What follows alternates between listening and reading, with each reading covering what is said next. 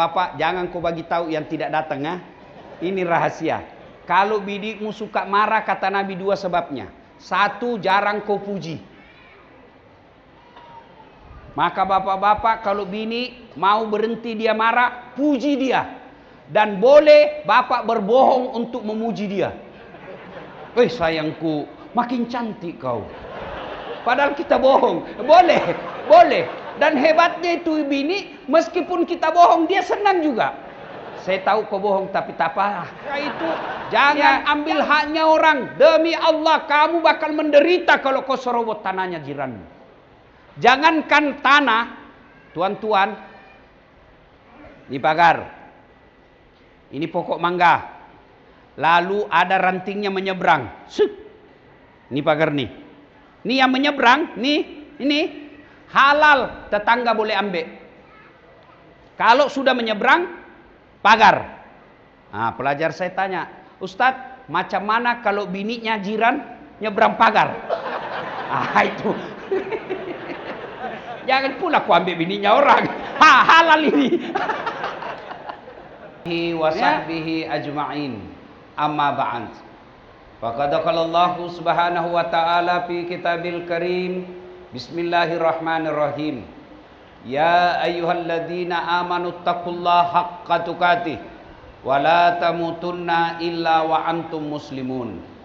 Wahai orang-orang yang beriman, masuklah engkau ke dalam Islam secara sempurna dan janganlah engkau ikuti langkah-langkah setan, karena sesungguhnya setan itu musuh yang nyata bagi kalian. Ketika tuan puan mendapati jemputan acara ini, setan berusaha menggagalkan agar kita tidak datang. Dibisiknya kita di rumah tadi, tak payah kau datang, hujan, tak payah kau datang, hujan. Alhamdulillah, ternyata hujan tak mampu mengalahkan iman kita. Bisa hadir di tempat ini. Apakah setelah duduk di tempat ini setan menyerah? Belum, dia goda lagi agar kita tidak dengar ceramah. Dia bisiknya kita, tak payah kau dengar ceramah, pegang handphonemu, pegang handphonemu. Jadi orang yang pegang handphone sekarang sesungguhnya kena godaan setan. Macam mana kau mau dengar ceramah kalau sibuk begini? Sudah dibagi tahu, masih juga dipegang HP-nya. Bukanlah kau kena godaan setan, sudah jadi setan. Ibu-ibu yang pegang HP-nya selama saya ceramah, saya doakan suaminya kawin lagi. Kenapa bapak-bapak yang amin kencang? Simpan HP-nya ya, bisa? Bisa? Simpan HP-nya, bisa? Supaya kita dengar ceramah. Ya. Wa qala idzan bismillahirrahmanirrahim. Innallaha wa malaikatahu yusalluna 'alan nabi. Ya ayyuhalladzina amanu sallu 'alaihi wa sallimu taslima. Sesungguhnya Allah dan para malaikatnya bersalawat kepada Rasulullah Muhammad sallallahu alaihi wasallam. Maka wahai orang-orang yang beriman, bersalawatlah kalian kepada Rasulullah dengan sebaik-baik salawat. Sadaqallahul azim, maha benar Allah dengan segala firman-Nya. Bapak ibu, tuan puan, encik macik pacik, adik-adik sekalian, teristimewanya ahli parlemen YB yang terhormat Dato Ridwan Robin Hood,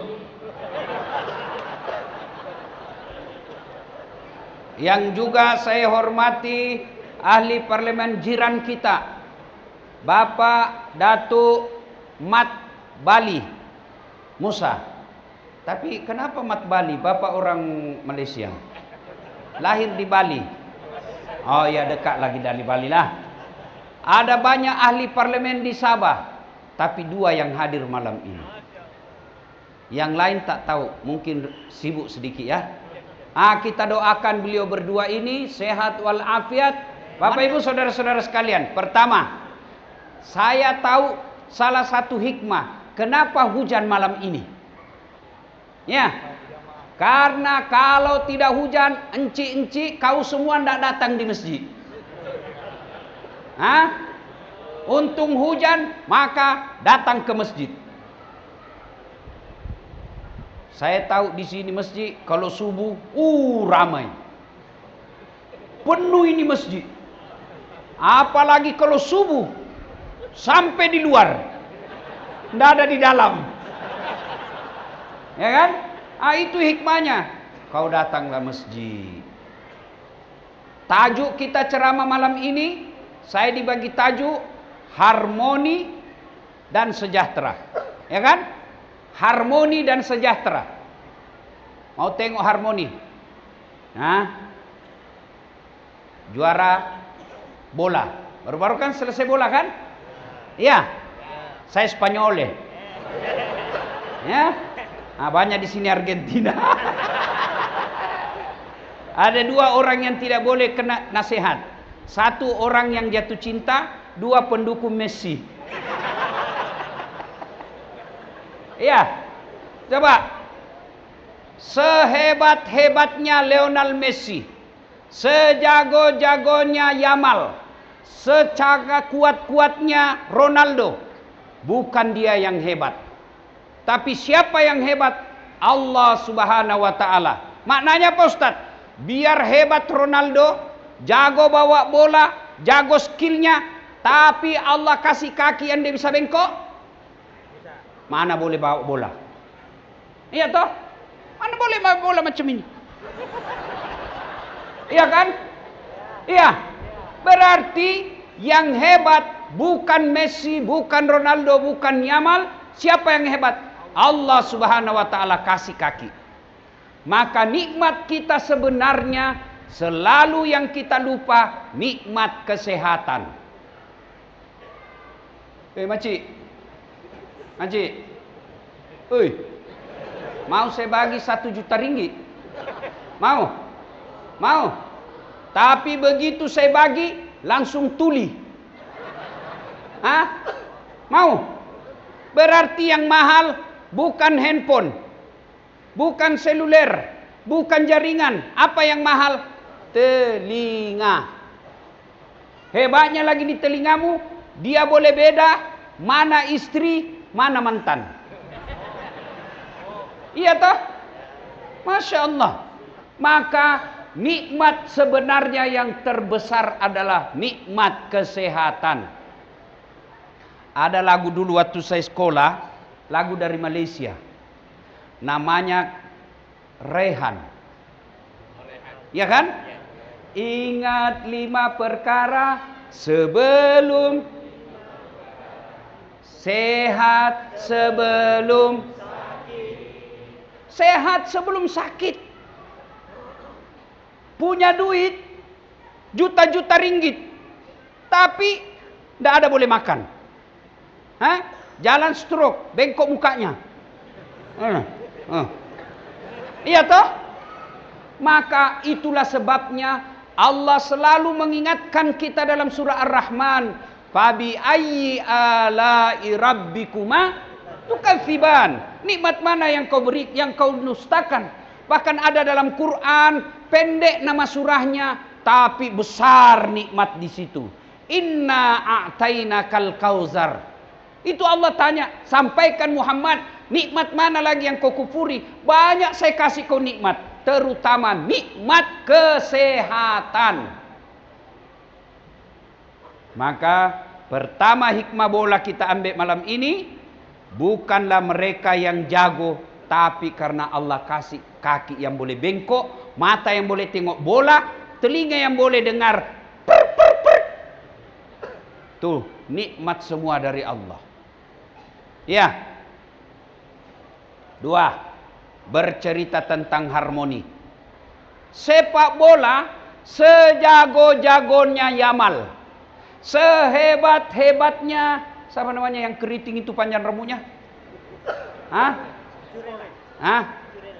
Ya itu Surella. Ya Micurella. Itu yang rambutnya itu keriting-keriting begini. Yang asis akhirnya gol. Ya kan? Sehebat-hebatnya dia atau Lionel Messi, Ronaldo sendiri lawan 11 orang. Hancur Ronaldo. Maknanya kalau mau hebat tidak boleh tidak mampu kita hebat sendiri. Mesti ada orang lain yang mendukung kita. Apa maknanya? Manusia tidak boleh jago, tak mampu jago tanpa didukung orang lain. Bayangkan Lionel Messi jago, lawan 11 orang hancur. Tidak ada penjaga gawang. Sehebat-hebatnya striker, penyerang, bek kiri, bek kanan, tapi tidak ada gawang. Iya kan? Gampang gol. Berarti hikmahnya, jangan kamu sombong. Kenapa? Ada orang yang lebih hebat dari kamu. Saya mau sombong. Apa yang kau mau sombongkan saat kau bisa ceramah karena ada yang nonton? Bayangkan kalau saya ceramah di sini 2 jam, berapi-api, tidak ada yang nonton. Lewat WB Ridwan, Ustaz beleng-beleng, ceramah sendiri, iya kan? Ini 2, ada YB di sini, jangan sombong. Jadi YB ini 2 orang karena ada yang coblos, ada yang pilih, karena ada yang pilih. Iya, ayo. Maka belajar harmoni itu, ayo dengar, harmoni itu kalau kita akur. Mau lihat harmoni dalam Islam diajarkan? Coba tengok kalau berjamaah, kan harmoni. Apa harmoninya? Pertama, saf lurus. Tidak boleh ada sini, ada lagi sini, ada lagi sini, tidak lurus-lurus. Mana elok ditengok. Harmoni lurus. Apalagi harmoninya, bacaannya sama. Bayangkan kalau kita sholat pakai bahasa masing-masing. Yang imam orang Arab, dia takbir pakai bahasa Arab. Allahu Akbar. Datang perantau dari Bugis, dia takbir pakai bahasa Bugis. Pungallahu ta'ala malopo. Iya.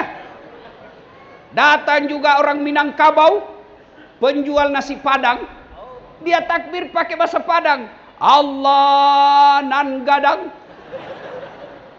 Ada juga penjual martabak dari Jakarta, dia takbir pakai bahasa Jawa, Jakarta. Allah gede banget gitu loh. Itu baru 3. Datang juga orang Tenom. Enggak tahulah saya apa bahasanya. Iya kan? Itu baru 3 bahasa. Harmoni itu harus satu. Di Tenom ini ada Jawa, ada Bugis, ada Melayu, ada Kuna, ada Kudasan, dan lain-lain. Bukan Kudis.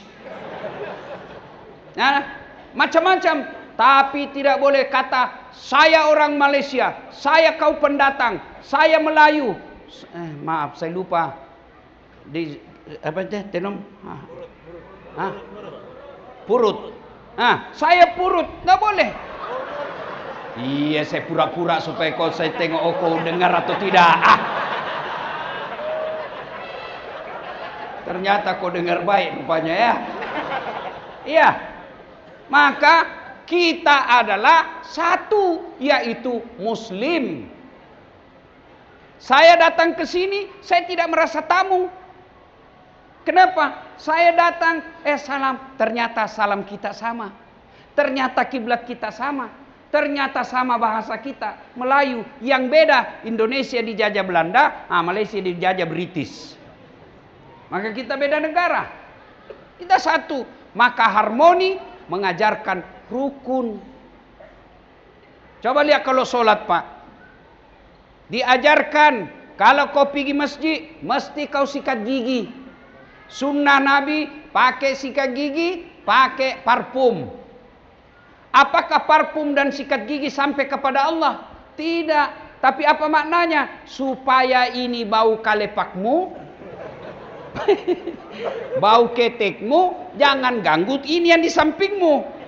Jangan sampai ini bau mulutmu, mengganggu orang di sampingmu. Itu tujuannya kenapa disuruh sikat gigi pakai parfum, supaya bau badanmu tidak ganggu orang. Itu harmoni namanya. Bayangkan kalau 2 hari kau tidak sikat gigi, 4 hari kau tidak mandi, kau masuk takbir, Allah Akbar, Bismillahirrahmanirrahim, orang di sampingmu. Iya toh, harmoni. Jadi sebenarnya kalau orang Islam menerapkan nilai-nilai sholat jamaah, insya Allah harmoni hidupnya, insya Allah damai hidupnya, insya Allah tentram bertetangga. Lalu kenapa banyak orang bermusuh-musuh? Salah satu sebabnya karena sakwa sangka. Sakwa sangka. Itu Dato' Ridwan Robin Hood, mentang-mentang sudah jadi Dato', mentang-mentang sudah jadi YB, di WhatsApp tidak disambut. Yang ketawa, saya serius ini. Ya, bukan tidak disambut, banyak betul yang masuk, jadi tidak ditengok. Sangka buruk. Mentang-mentang sudah jadi YB, kita lewat, tidak disambutnya lagi. Boleh jadi tidak dilihat. Kayak dia tidak lihat, dia baru operasi mata. Baru laju betul naik mobil. Ya, bagaimana tidak laju? Dia mau sekali masuk toilet. Zaman ini. Iya, jadi jangan sakwa sangka. Orang kalau sakwa sangka biasanya pemutus persaudaraan dan menyebabkan tidak kompak. Ibu-ibu, Bu, coba tengok kalau kita bersakwa sangka di rumah, tidak bisa bahagia.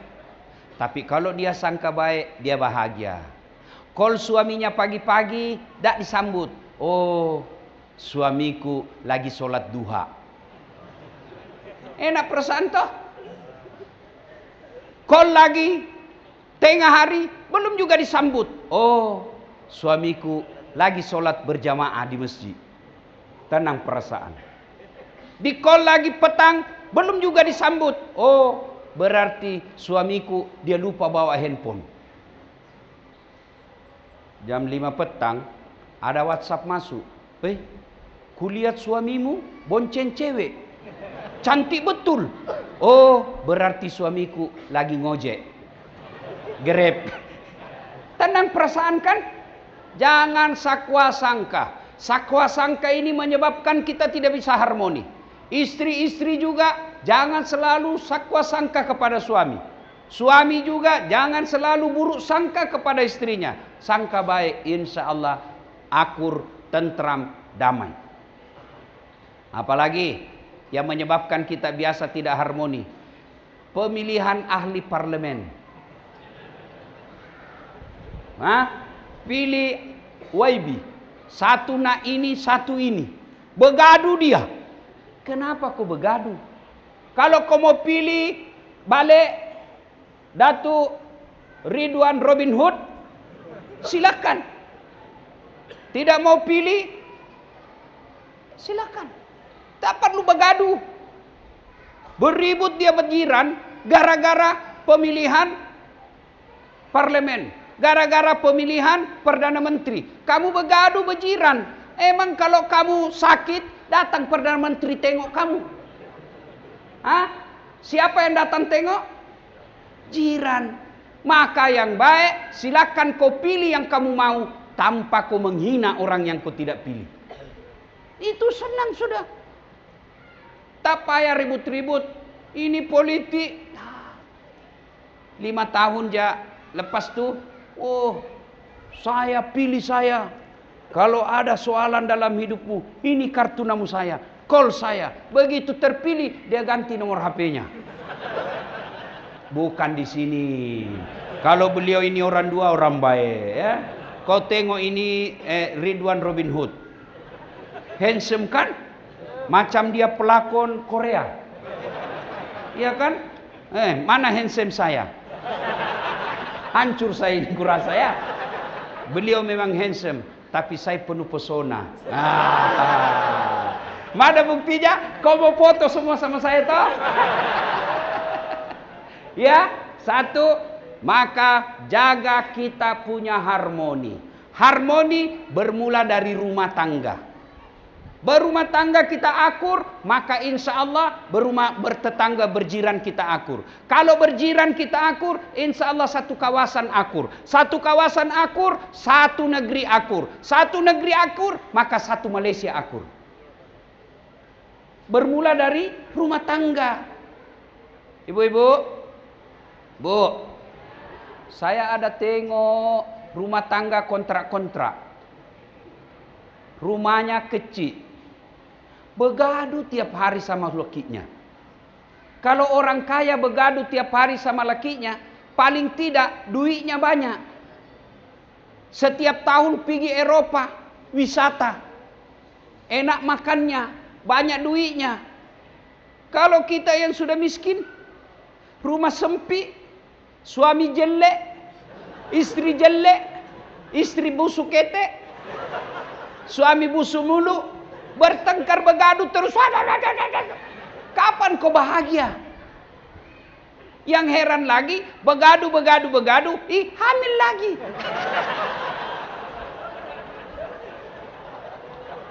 Ada juga aku tengok macam itu. Ya, jadi jangan begaduh. Mari pelihara kerukunan. Nah, itu dalam rumah. Pakcik. Pakcik. Kalau binimu suka menggaduh di rumah, itu kata Nabi 2 sebabnya. Ini sebelum punya bini, Datuk Robin Hood. Nah, ini rahasia. Bapak-bapak, jangan kau bagi tahu yang tidak datang, ya. Ini rahasia. Kalau binimu suka marah, kata Nabi 2 sebabnya. 1, jarang kau puji. Maka bapak-bapak kalau bini mau berhenti dia marah, puji dia. Dan boleh bapak berbohong untuk memuji dia. Sayangku, makin cantik kau. Padahal kita bohong. Boleh. Dan hebatnya itu bini, meskipun kita bohong, dia senang juga. Saya tahu kau bohong, tapi tak apa. Ya, jangan juga terlalu jujur. Mentang-mentang binimu hitam, kau panggil Blacky. Ya, halo. Boleh bohong. Ya, misal bini ulang tahun. Ya, lalu dia masak, menghormati suaminya, masak. Begitu masak makan, kata bini, kenapa bang? Wih, sedap. Tak ada samanya ini di Tenom. Memang tidak ada sama kada jelek. Boleh bohong seperti itu. Malah bapak dosa kalau jujur. Bodoh memang kamu. Biar bikin sayur bodoh sekali. Itu jujur yang dosa. 1, memuji istri. Yang kedua, penyebab istri suka marah karena jarang dikasih hadiah. Tidak percaya? Hah? Coba kau dengar, saya tanya, ibu-ibu jawab. Jawab ya. Bu, biar suami tidak pulang, yang penting ada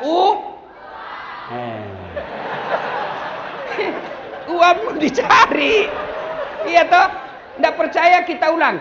Biar suami tidak pulang, yang penting ada uang. Bukan kau dia cari uangmu. Yang jadi soal, kamu jarang puji istrimu, tidak pernah kau kasih emas, tidak pernah kau kasih uang, kau mau istrimu hormat sama kamu. Masya Allah.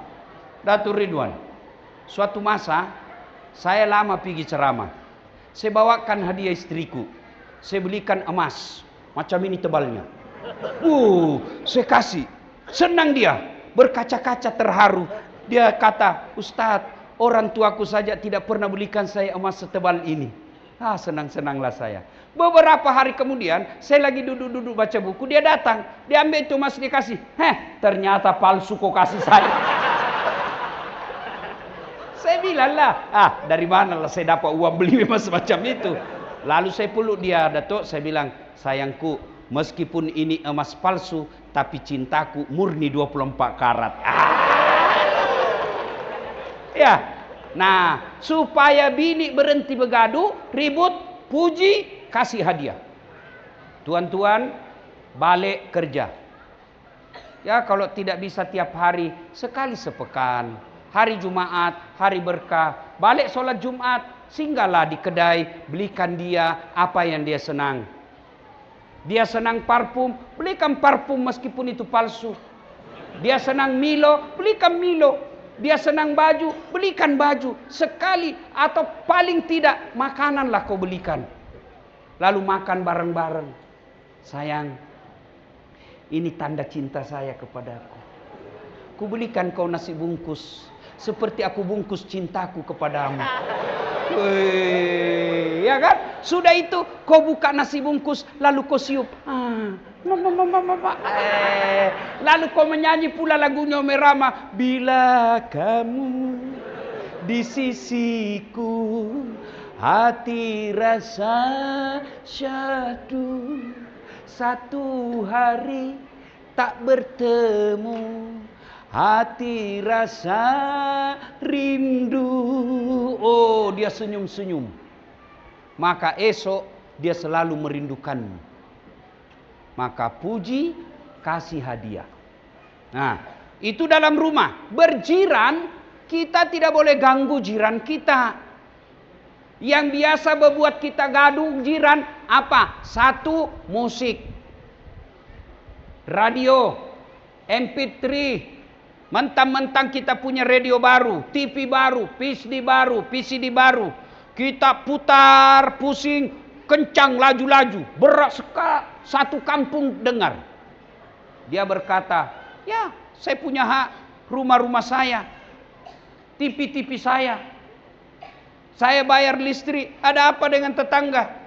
Tetangga juga bilang, jiran kita bilang, telinga-telinga saya, rumah-rumah saya, pintu-pintu saya, kenapa musikmu masuk telingaku?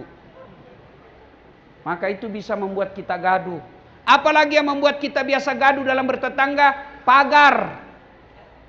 Tuan-tuan yang saya hormati, orang yang mengambil tanah jiran, satu jengkal, kata Nabi, satu jengkal, kau akan pikul 7 petaka langit nanti di akhirat. Tuan-tuan, lebih baik kita yang diambil tanah daripada tuan-tuan yang ambil tanahnya orang. Kalau ambil tanahnya orang, kamu akan disiksa nanti di kuburmu. Nah, biasa orang bikin pagar curang, kalasi kata Bugis. Macam mana caranya? Nah, dia bikin pagar sini. Ini dulu kayunya, pokoknya sini. Ini kayu sini. Dia perbaiki 3 bulan akan datang, dia putar sini. Sini lagi. Sini lagi. Dia ambil tanahnya orang 30 cm. Ini nanti yang melilit kamu di kuburan. Maka balik pengajian besok, ada yang pernah ambil tanahnya jiran, balikkan. Kebun sawit kah itu, sawah kah itu, jangan ambil haknya orang. Demi Allah kamu bakal menderita kalau kau serobot tanahnya jiranmu. Jangankan tanah, tuan-tuan, ini pagar, ini pokok mangga, lalu ada rantingnya menyeberang. Ini pagar nih, ini yang menyeberang, ini halal, tetangga boleh ambil. Kalau sudah menyeberang, pagar. Nah, pelajar saya tanya, Ustadz, macam mana kalau bininya jiran nyebrang pagar? Itu. Jangan pula aku ambil bininya orang. Halal ini. Ya, harmoni. Jadi, untuk memelihara harmoni ini, resepnya saling memaafkan. Berbesar hati. Memaafkan tetangga, memaafkan suami, memaafkan orang. Dan orang kalau saling memaafkan, terjadilah harmoni. Ya. Cuma kalau minta maaf itu tidak cukup berkata hari raya Aidil Fitri, mohon maaf zahir dan batin, dunia akhirat. Hihihi. Begini dia. Oh, enggak boleh begitu. Kalau mau minta maaf belum Islam, satu, jabat tangannya. Macam mana kalau dia bukan mahram? Kalau dia perempuan, lelaki, tak payah jabat tangan, cukup seperti ini. Kecuali kalau Imam Ahmad cakap, boleh kalau tidak nafsu. Kalau saya, pelajar saya tidak mau jabat tangan, Datuk. Kenapa? Dia masih muda, saya juga masih muda. Kalau jabat tangan, masa Ustadz nafsu? Iya, saya manusia biasa. Ayat tidak mengatakan, la takrabus zina illa ustadz. Jangan dekati zina kecuali ustadz. Biar ustadz kalau barang bagus, hancur juga. Ya, nah, jabat tangan. Yang kedua, tengok matanya. Tengok matanya. Yang ketiga, senyum. Jangan kau tengok baru kau tidak senyum. Berkelahi kamu bergaduh. Sudah itu salawat kepada Nabi. Allahumma salli ala Sayyidina Muhammad wa ala ali Sayyidina Muhammad. Dan yang kelima, sebut judulnya dosa. Tuan Haji, ya, maafkan saya lahir batin. Apa salahmu? Dulu pernah kau punya hilang piring. Waktu ada pengantin, ada hilang piringmu itu warna kuning. Saya ambil. Kata yang punya piring, saya maafkan kau, tapi kasih kembali piringku. Tuan Haji, ya, saya minta maaf. Tanahmu saya ambil 30 cm, saya balikkan. Baru sah minta maafnya. Jadi ibu-ibu, esok-esok kalau suamimu minta maaf, suruh sebut judulnya. Bu, maafkan saya. Apa masalahmu? Apa dosamu? Tak payahlah kau disebut. Nanti kau mengamuk lagi. Apa masalahmu? Aduh, minta maaf. Pernah saya pergi Kuala Lumpur. Ada perempuan mirip sekali kau, Bu. Masya Allah. Akhirnya saya selingkuh.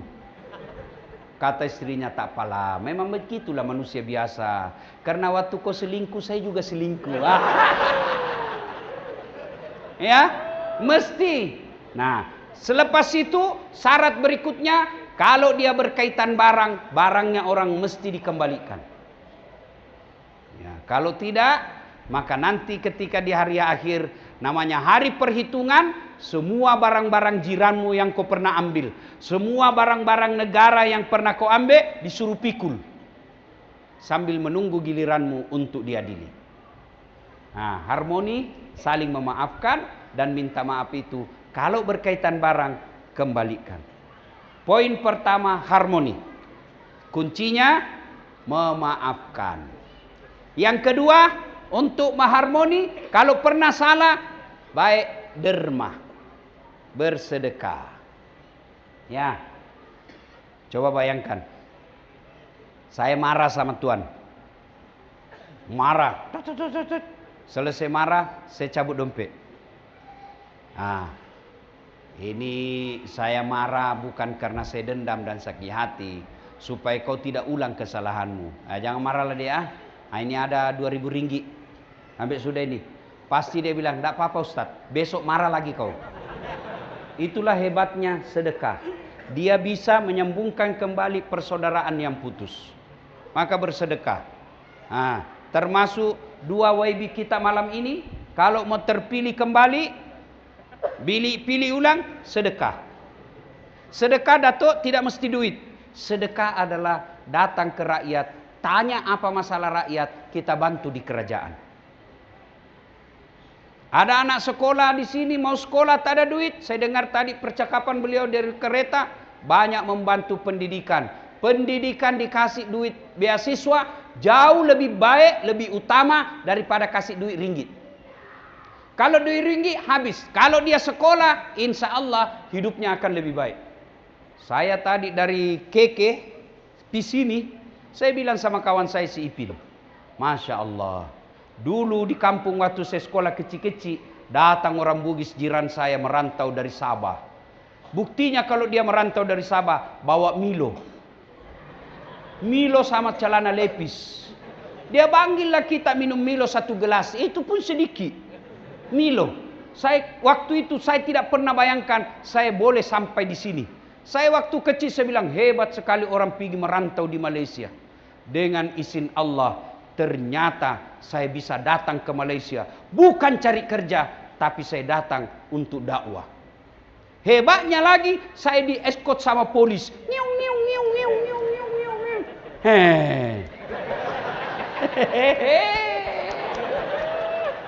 Apa sebab? Karena ilmu. Maka dua ahli parlemen kita menjadi tanggung jawabnya, mau nak beramal, ayo bantu adik-adik kecil kita untuk sekolah. Sekolahkan mereka. Ada cerdas tapi tidak ada duit, bantu mereka. Itulah yang menjadi amal jariah Bapak. Ahli parlemen 5 tahun, beruntung 10 tahun. Kalau tak 5 tahun saja. Tapi kalau ada anak yang kita bantu untuk sekolah, kita sokong kuliahnya, kita bagi beasiswa, gara-gara teken kita, meskipun kita sudah mati, anak-anak yang kita sekolahkan mengirim pahala, itu yang disebut amal jariah. Daripada kau dibagi undi 300 ringgit, tidak juga kau kaya. Tapi kalau kau dapat ahli parlemen yang baik, dia kau pilih bukan karena sogok. Dia kerja dengan baik, dia bikin peraturan memudahkan anak-anak Sabah sekolah sampai ke England, sampai ke Amerika. Balik dia kampung, dia bangun kampungnya, itu jauh lebih baik daripada 300 ringgit. Ya, bersedekah. Nah, itu satu. Poin pertama, yaitu harmoni. Yang kedua, tajuk kedua malam ini adalah sejahtera. Apa itu sejahtera? Banyak duit? Belum tentu. Apa itu sejahtera? Punya rasa cukup apa yang dimiliki. Ada orang punya 2 juta ringgit, belum tentu dia sejahtera. Kenapa? Dia selalu merasa kurang. Ada orang cuma dia punya duit barangkali 10.000 ringgit saja, tapi dia merasa kaya. Kenapa? Karena dia merasa cukup. Sejahtera itu bukan banyaknya harta, sejahtera itu rasa cukup.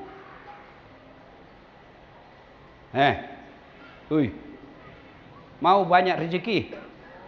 Mau? Mau? Ini resep saya kasih satu. Ini bukan dari Dasat, dari Nabi. Ada yang disebut solat untuk meminta kehidupan dunia. Namanya solat duha. Coba adik-adik nih, amalkan. Bu, Bu, mau bantu suami cari uang? Mau bantu suami? Tak payah ibu keliling-keliling.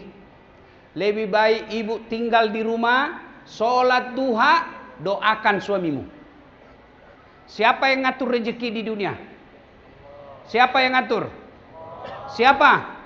Allah. Orang kaya bukan karena pekerjaan.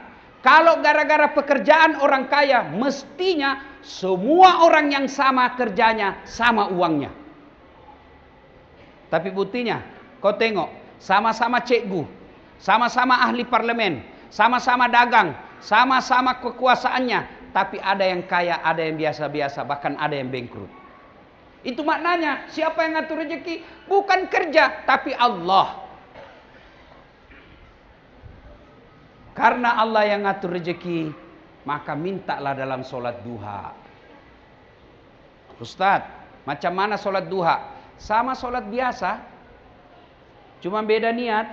Kalau solat tahajud, niatnya tahajud. Waktunya malam hari. Syaratnya harus sudah tidur. Solat duha bukan malam. Halo, kokol temanmu jam 9. Halo, ya. Mau apa? Tunggu dulu ya, saya mau solat duha dulu. Beleng-beleng. Dan orang solat duha malam. Solat duha pagi. Pukul berapa Ustaz? Kira-kira pukul 7 pagi sampai menjelang duhur. Kira-kira ya kurang lebih setengah 12. Waktu paling baik jam 8, jam 9. Berapa rakaat Ustaz? 2 sampai 8. Maknanya boleh 2 rakaat, boleh 4 rakaat, bagus 6 rakaat, best, super best 8 rakaat. Macam mana bacanya? Sama bacaan biasa. Sunnah membaca wadduha. Kalau tidak hafal, ya kul-kul saja. Macam mana niatnya? Ini yang selalu tanya ibu-ibu. Apa niatnya? Niat itu tidak harus bahasa Arab. Niat itu tidak harus diucapkan. Boleh dalam hati. Lagi duduk-duduk ini. Adik-adik, kau lagi duduk-duduk. Tiba-tiba kau ingat ceramah saat latib solat duha. Saya mau solat duha deh. Itulah niat.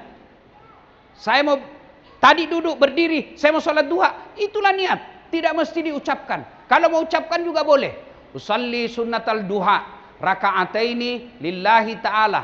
Saya niat sholat duha 2 rakaat, sunnah hukumnya bagi saya lillahi ta'ala. Allahu Akbar. Itu pun kau tidak bisa hafal, kau menghadap kiblat, kau cakap begini saja, Tuhan sholat duha ya, Allahu Akbar. Jangan ketawa, saya serius ini. Boleh, boleh. Ya. 2 rakaat berikutnya ulang lagi, Tuhan masih seperti yang tadi, Allah. Boleh. Kapan berdoa? Lepas 2 rakaat, sebelum naik lagi 2 rakaat, kau berdoalah. Dan berdoa tidak mesti bahasa Arab. Boleh begini, ya Allah, mudahkan rezeki suamiku, mudahkan segala urusannya. Doa minta rezeki, dengar baik-baik. Ya Allah, kalau rezekinya suamiku masih di atas langit, turunkan. Kalau masih dalam tanah, munculkan. Kalau masih jauh, dekatkan. Kalau masih sedikit, cukupkan. Paling penting, berkahkan. Coba.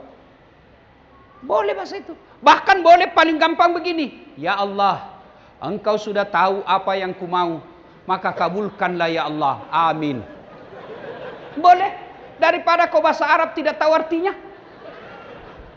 Amin. Bingung malaikat. Apa maksudnya ini adik?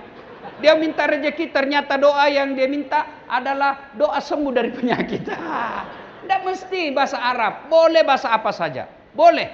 2 rakaat salam, 2 rakaat salam, sampai 8. Ibu selesai sholat duha, WhatsApp suamimu, abang, jangan kau galau, jangan gelisah, tak payah kau cemas cari nafkah. Baru saja aku doakan kau dalam sholat duhaku. Semoga Allah memudahkan rezekimu. Salam sayang selalu dari istrimu di rumah.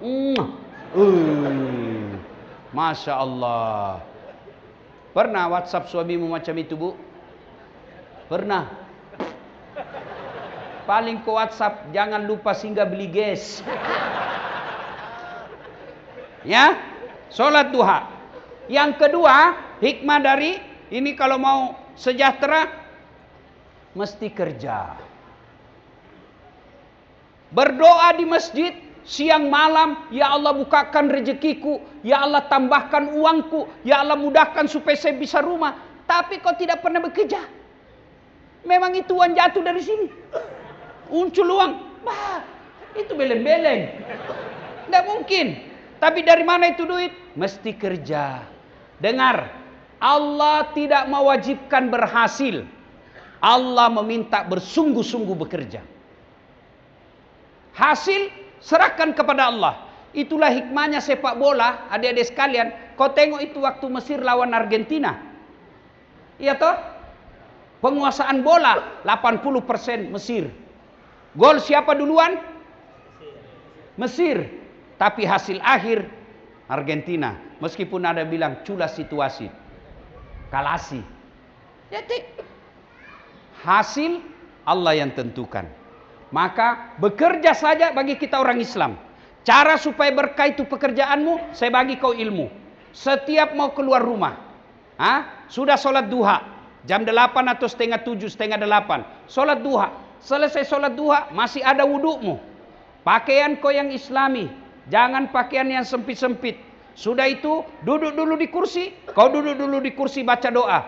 Inna sholati wa nusuki wa mahyaya wa mamati lillahi rabbil alamin.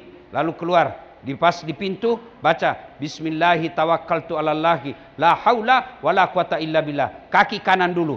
Maka insya Allah kamu cari nafkah dalam lindungan Allah. Dan langkah-langkah kakimu jihad. Begitu kau sampai di kebun sawit, kena patokan ular. Cuk! Mati syahid. Tidak mesti ke Palestina. Kenapa mati syahid? Dia sudah cakap, inna sholati, sesungguhnya solatku, wa nusuki, ibadahku, wa mahyaya, hidupku, wa mamati, dan matiku, lillahi rabbil alamin. Saya serahkan segalanya kepada Allah. Bismillahi, dengan nama Allah. Tawakkaltu, saya berserah diri. La haula wa la quwata illa billah. Tidak ada daya dan kekuatan kecuali datangnya dari Allah Subhanahu wa taala. Maka insya Allah cari nafkahnya jihad fisabilillah. Cari nafkahnya dinilai ibadah. Nah, supaya itu yang satu tadi, ya, kerja, sholat duha. Yang ketiga, supaya murah rezeki, silul arham, sambungkan persaudaraan. Saya selalu bilang, Datuk, saya ini tidak banyak uang, tapi banyak temanku. Temanku banyak uangnya. Ya kan? Coba tengok, saya pergi sini semua aman, tidak ada keluar duit saya. Saya di Makassar, tidak pernah itu ada ambil duit saya. Begitu saya turun dari mobil, sudah ada cakap, Assalamualaikum Ustaz. Dalam hatiku aman. Saya pergi pasar, Datuk, ada isi ikan, sayur, beras. Saya cakap, berapa Ji? Tak payah Ustaz. Masih pagi-pagi tidak enak. Tak payah Ustaz. Dalam hatiku, memang itu yang kutunggu. Enggak. Ya kan? Banyak teman, banyak rezeki. Kalau mau banyak rezekimu, sambungkan persaudaraan. Jangan bermusuh-musuh. Ya. Orang yang banyak rezekinya, kalau mau banyak rezeki, mesti banyak teman. Saya berdoa minta, ya Allah tambahkan rezeki. Tidak mungkin uang jatuh dari langit, tapi dari transfer, dari kiriman orang, dari tangan-tangan manusia. Maknanya makin banyak temanmu, makin banyak tangan yang bisa mengantarmu punya rezeki. Nah, yang keempat, supaya murah rezeki. Ini menurut konsep Quran, berderma, bersedekah. Bu-ibu, ibu, kalau ibu nanti meninggal, siapa yang pakai emasnya, Bu? Anak. Istri kedua. Kawin lagi suamimu. Oh, begitu meninggal ibu, suami menangis, cepat sekali kau tinggalkan saya, sayangku. Dia ambil cincinmu, Bu. Dia lepas, tidak mau lepas, dia bagi sabun. Sudah itu dia ambil lagi kalungmu, sayangku, ini kalungku belikan kau waktu umroh. Dia ambil lagi gelangmu, dia ambil punya ini di telinga, terakhir gigi palsumu pun dia lepas. Sudah itu dia bungkus kain yang baik, dia masukkan dalam lemari sambil menangis. Terlalu cepat kau tinggalkan saya, sayang. Rasanya tak mampu aku hadapi hidupku. 3 bulan kemudian ketemu janda. Dia lupa sudah bininya yang mati. Dia balik ambil itu emas, dia bungkus baik-baik, bungkus kain pink. Lalu dia bilang, bawa itu janda, sayang, sudah mati yang punya, ambil sudah ini ya. Daripada janda yang ambil, Bu, lebih baik kau bantu anak yatim piatu, bangun kau masjid, itu lebih bagus. Ya, bapak-bapak juga ini. Nah, yang banyak duitnya, Datuk. Begitu Datuk meninggal, siapa yang ngambil uang? Istri kedua, suaminya kawin lagi istri kita karena dia masih muda. Duit kita yang ada di bank, suaminya belikan motor Harley Davidson. Oh, diboncenglah bini kita pakai mobil motor Harley. Dia peluklah suaminya. Kita di dalam kubur dilihat, wih, istriku dia pakai bangku. Dia kata suami barunya, di mana kubur suamimu? Dia bilang, bawalah saya di pemakaman di kuburan. Karena dia bilang, dia tidak bisa lepas tangannya, dia bisa tunjuk. Karena dia peluk suami barunya. Dia bilang suaminya, mana kubur suamimu? Dia pakai kaki tunjuk. Dia bilang, itu.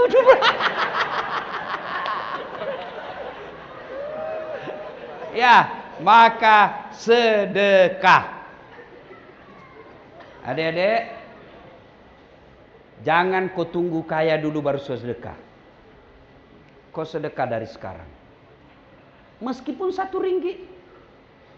Kamu pergi masjid, ada duit 20 ringgit. Masukkan 1 ringgit ke masjid. Niatkan, ya Allah gantikan saya lebih banyak supaya saya bisa bantu orang susah. Supaya saya bisa bangun panti. Supaya saya bisa bangun asrama sekolah. Niatkan. Mintalah. Alhamdulillah sini semua saya tengok rajin sedekah. Ya, derma. Insya Allah tidak ada orang bangkrut gara-gara derma. Maka bersedekahlah. Bapak Ibu tuan-tuan yang saya muliakan, karena waktu sudah habis. Inilah tausiah kita, mudah-mudahan ada manfaat. Terima kasih YB Dato Ridwan Robin Hood yang telah menjemput saya datang ke tempat ini. Saya berdoa mudah-mudahan Datuk sehat walafiat. murah rezekinya, bahagia keluarga, insya Allah diwafatkan dalam keadaan Islam. Dan yang lebih penting lagi, terpilih balik insya Allah. Amin. Terima kasih, mudah-mudahan ada manfaat. Mohon maaf jika ada kata dan kalimat yang tidak nyaman di hati. Mudah-mudahan Allah mengampuni saya, Tuhan memaafkan saya. Saya rasa ini macam selebriti saya nih kali ini. Masya Allah ya. Lebih dan kurangnya mohon dimaafkan. Usikum wa nafsi bitaqwallah. Fastabiqul khairat. Saya tutup ceramah saya dengan berpantun. Bilang cakep ya? Cakep. Dari mana datangnya cinta? Dari Facebook turun ke WA. Dari mana datangnya kecewa? Setelah ketemu ternyata berbeda. Satu lagi. Untuk apa berkain batik kalaulah tidak berbaju kebaya? Untuk apa berwajah cantik kalaulah hanya membawa bahaya? Terima kasih. Usikum wa nafsi bitaqwallah. Assalamualaikum warahmatullahi wabarakatuh.